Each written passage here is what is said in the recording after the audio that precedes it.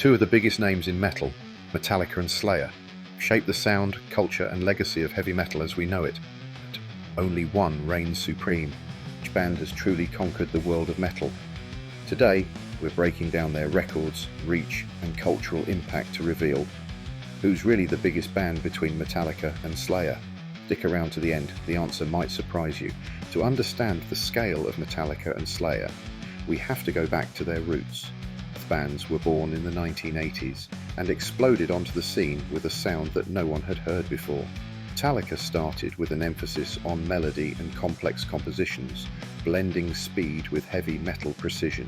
The sound was a mix of thrash intensity and accessible riffs, making them favourites not only in the metal scene but far beyond it. Slayer, on the other hand, leaned hard into aggression and speed, pushing the boundaries of thrash metal to an almost frightening intensity. Slayer didn't just play thrash metal, they took it to the edge.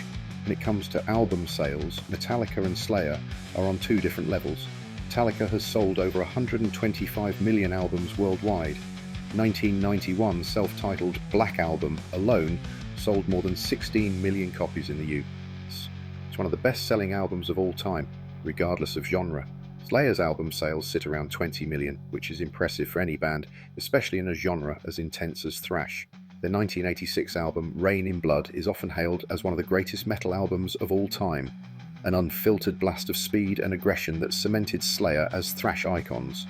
Before we talk about fan reach, comment below which is your favourite band, and don't forget to hit subscribe. Let's talk about fan reach. Its popularity has taken them to stadiums around the world, headlined festivals and filled arenas. Slayer, while massive in their own right, usually toured as part of big metal festivals or co-headlined with other bands. And while Slayer's fans are among the most loyal in metal, their reach wasn't quite as mainstream as Metallica's. Slayer's fans are loyal to the core, and their shows were legendary. It was Metallica that consistently filled stadiums and crossed over into the mainstream. Finally, let's look at cultural impact. Bands have cemented themselves as legendary, but Metallica's influence extends far beyond the metal world. From pop culture cameos to having their music used in movies, Metallica's music became the soundtrack for generations.